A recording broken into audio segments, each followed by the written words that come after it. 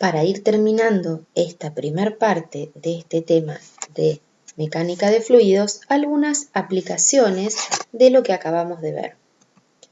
Por ejemplo, el principio de Pascal se aplica en lo que se denomina prensa hidráulica. Dijimos que el principio de Pascal indicaba que si ejerzo una mayor presión sobre una parte del fluido, eso se transmite a todos los puntos del fluido. ¿En qué consiste esta prensa hidráulica? Básicamente en dos cilindros de distintos diámetros conectados entre sí y totalmente llenos de un líquido.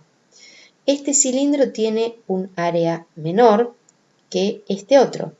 Si ejerzo una fuerza sobre este cilindro, se genera una presión que se transmite a la base de este otro cilindro. Esa presión multiplicada por este área más grande se convierte en una fuerza mayor. Entonces, esta presión F1 sobre S1 es igual a F2 sobre S2 por el principio de Pascal, de donde puedo ver que la fuerza F2 con que el fluido va a empujar a este otro cilindro es F1 multiplicada por la relación entre ambas secciones. Esto se aplica para, por ejemplo, elevar un vehículo en un taller mecánico. Lo que sí tenemos que notar es que un desplazamiento grande en este cilindro se traduce en un desplazamiento menor en este otro, porque justamente el volumen que se desplaza acá tiene que ser el mismo que se desplaza acá. Como la sección es más grande, esta diferencia de altura es menor. Se aplica en todo tipo de instrumento denominado justamente hidráulico. Por ejemplo, de esa manera se produce la elevación de la caja de este camión, que puede tener un peso muy grande. También en todo tipo de frenos hidráulicos. Es la misma idea. Apretamos el pedal del freno, se transmite a un cierto pistón esa fuerza convertida en una presión. El líquido de frenos va a accionar sobre este otro pistón, va a deformar estos elementos y van a provocar el bloqueo de la rueda, por ejemplo. Otra aplicación de este teorema fundamental de la hidrostática y del principio de Arquímedes que vimos es el nivel de burbuja. Consiste en un tubo que contiene un líquido dentro del cual se genera una burbuja de aire. Por el principio de Arquímedes, esta burbuja de aire de menor densidad que el líquido va a flotar en este líquido. Entonces, haciendo marcas, puedo verificar la horizontalidad o no de la superficie. Si la superficie es horizontal, la burbuja va a flotar entre las marcas que hayamos hecho. Otra aplicación que se usa mucho en obra aún hoy en la actualidad es lo que se conoce como nivel de manguera. No es más que una manguera que en los extremos tiene que tener un tramo transparente. Decíamos que por vasos comunicantes, por superficies de nivel, puntos que están a la misma presión tienen que estar al mismo nivel. Entonces, si los extremos están a presión atmosférica, definen una horizontal perfecta y es una manera muy sencilla de transferir niveles en obra. Tanto es así que en la imagen que vimos antes cuando hablamos de presión, vemos en la obra justamente uno de estos niveles de manguera. Para trasladar niveles entonces se puede usar o un nivel de manguera o si la distancia lo permite, se puede instalar una tabla y hacerlo con un nivel de burbuja. Otro dispositivo que aprovecha estos conceptos que hemos visto es lo que se llama sifón.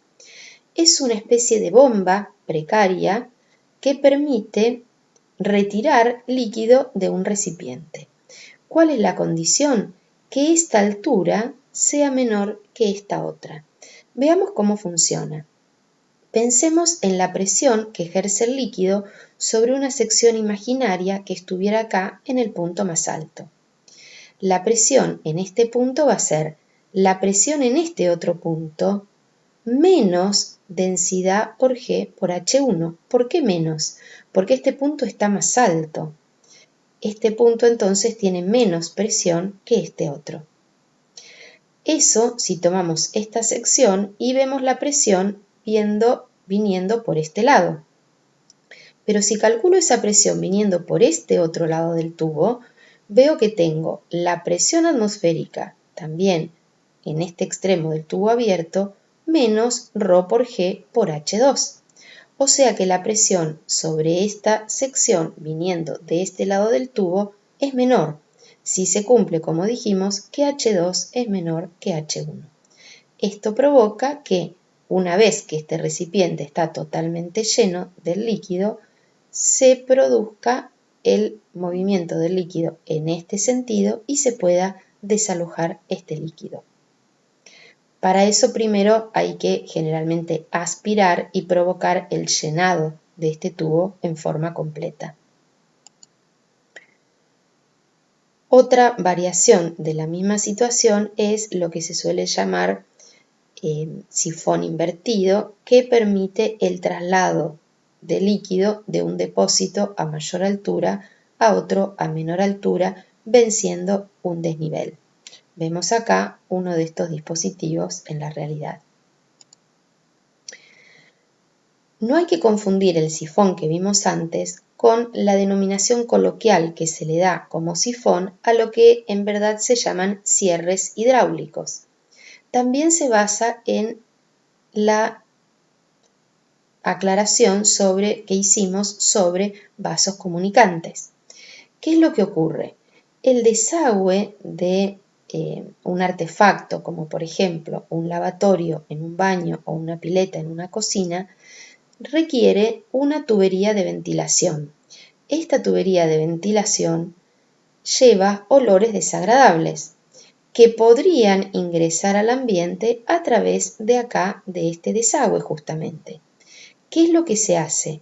Se diseñan estas piezas para que queden totalmente llenas de líquidos en las dos ramas y produzcan este cierre hidráulico.